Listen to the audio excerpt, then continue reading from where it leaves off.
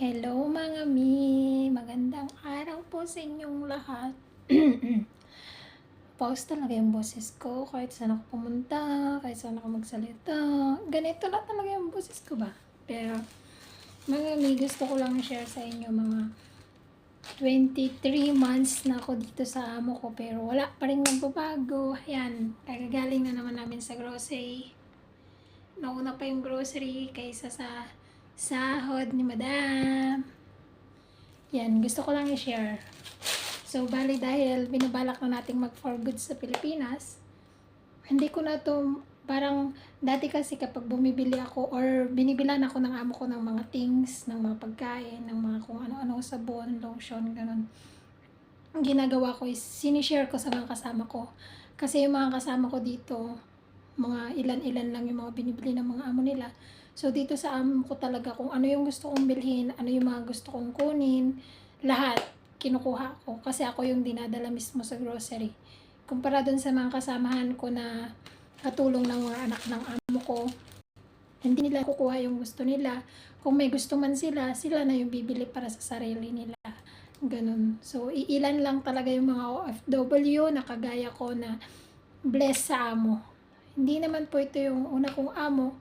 May naging una akong amo na 4 years. Actually, okay naman ako doon. Okay naman ako sa mga things kasi dinidiskartehan ko talaga. Kung di ka marunong dumiskarte, wala talaga tayong pupuntahan. Once na naging OFW ka, dapat marunong kang dumiskarte kung ayaw mong gumastos ng gumastos. So, ayan, i-share ko sa inyo kung gaano karami yung every month na binibili or kinukuha ko para sa sarili ko. Pero amo ko yung nagbabayad. Hindi niya yung kinakalta sa sahod ko. So, ito guys, bukod sa libre ang network ko, wifi ko, isang karton na manok every month or minsan nauubos siya agad-agad kasi pumupunta din dito yung mga kasamahan ko. Bumibili din sila agad pag nagsasabi ako na wala na. And then, bigas, asukal, nasa kusina lahat, mantika, lahat-lahat, nasa kusina lahat mga rekados. Pwede akong kumuha doon anytime. Anytime akong pumunta doon, pwede akong kumuha. Kasi hindi akong tagaluto dito guys. So, ayan, may sarili akong lutuan, pero lutuan ng pagkain ko. So, ayan guys. Share ko sa inyo. Yes, kape. Mahilig kasi ako sa kape. So, ayan. Lagyan natin siya dito. Then, syempre, mga OFW, nasanay na siya sa pansit canton sa atin, pero Indomie ang tawag dito. Ayan. Kumuha ako ng apat. Bale, apat. Apat, okay. Ako. Magkakaibang flavor. Kumuha ko sa magkakaibang flavor. Ayan. Apat. And then, kumuha din ako ng tabo kasi yung tabo ko dyan lumaan. Kumuha ako ng tinapay. Yung tinapay guys. Siyempre, hindi makukompleto ang tinapay kung walang... Nasaan na ba yun? Uy! Yeah. Walang... Where are you now? Palaman. Hanapin natin yung palaman niya. So, ayan. Siyempre, mga manok. Anong masarap luto ng manok? Grill, adobo. So, mahilig tayo dyan.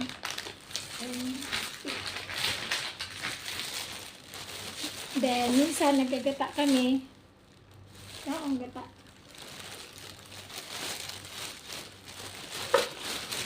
Dalawa yan eh. Dalawa yung kinuha kong bata. I don't know what. Maybe here.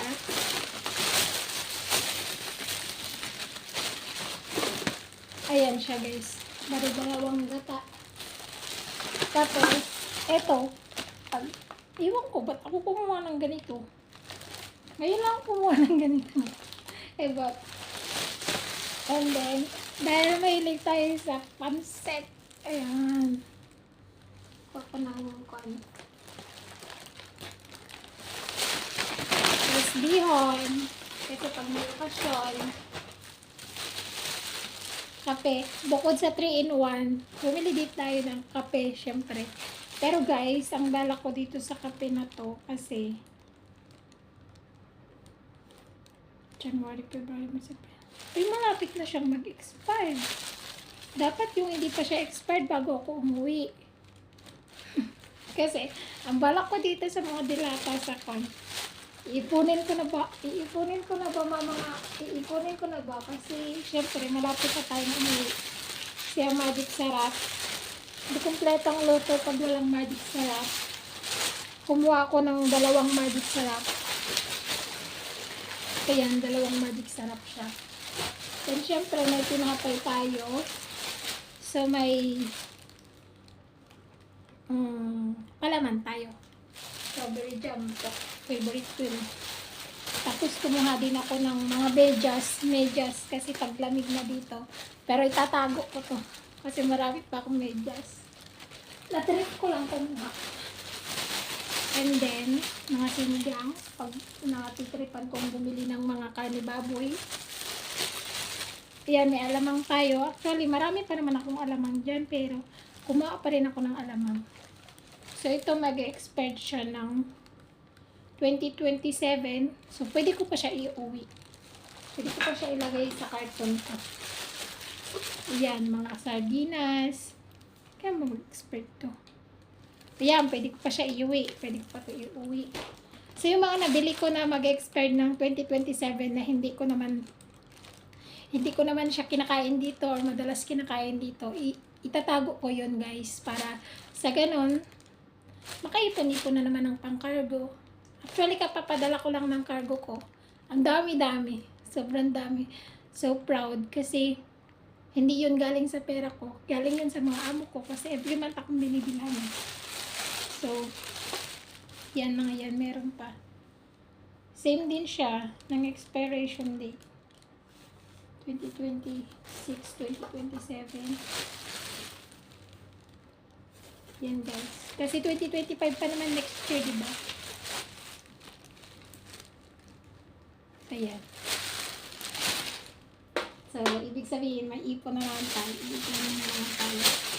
Madalas, walang naubos lang talaga dito. Mga biscuits. Yan guys. Yan. Pwede naman siya kasi mag-expire dito ng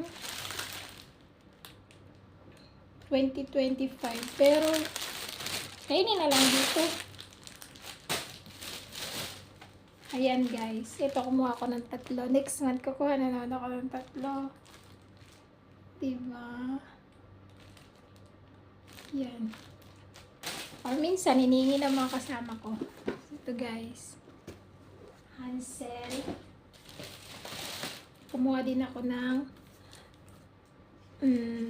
shampoo. Ito mga shampoo, mga lotion na pwedeng ipakargo. Iipunin na talaga natin guys kasi dala ko nang mag-for good sa Pilipinas, inshallah. Ayan. Mga lotion guys. Yan, lotion. Siyempre, hindi tayo fresh kapag walang roll-on. And then, pang-straight sa buhok natin. So, ito kailan mag-expire to 2027. So, pwede pa natin ito pa-cargo. Diba? Tapos, actually, itong farm, marami akong ipon dyan na ganito. Marami na akong ipon na ganito. Kasi ang kuha ko talaga yung mag-expire siya ng ito mag-expire ng 2029. So, ibig sabihin, hindi pa ito sa 2029. And then, yan. Special offer. Alam niyo kung bakit ako kumukuha every month ng 4-4? Kasi yung presyo ng binibili ng amo ko kapag siya yung bumibili, yung presyo ng isa, is presyo ng 4. So, yun, kinukumpara ko talaga siya minsan. Sabi ko, ito na lang kunin ko 4 kasi yung isa, yan din yung presyo. So, 4. Gaya nung shampoo, kanina kumuha ko ng isa. Tapos, nung nakita ko yung special offer, ang presyo ng 2 is presyo ng isa. So, sabi ko, isasuli ko tong isa, kukuha ko ng 2 kasi yung presyo ng isa is presyo ng 2. So, nagsasabi naman siya, okay. Okay lang siya guys, wala siyang reklamo. So, ayan, cotton buds. So, papakinabangan pa naman natin to kahit kailan, kahit saan tayo magpunta. Wala siyang expiration date pa.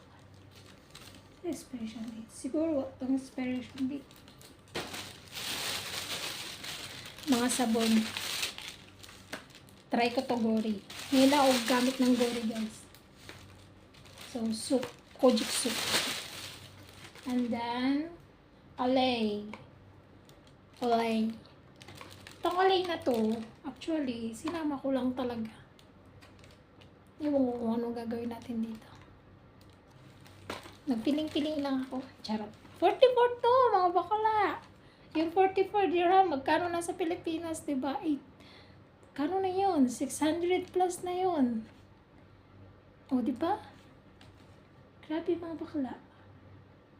Ayan, dami-dami ko na tayo yung tawag. Mga mami, mga bakla, etc. Diba? Ayan. Ayan na, guys. Ito, every month. Guys.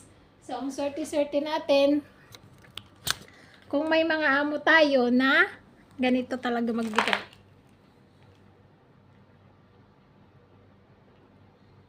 Ayan.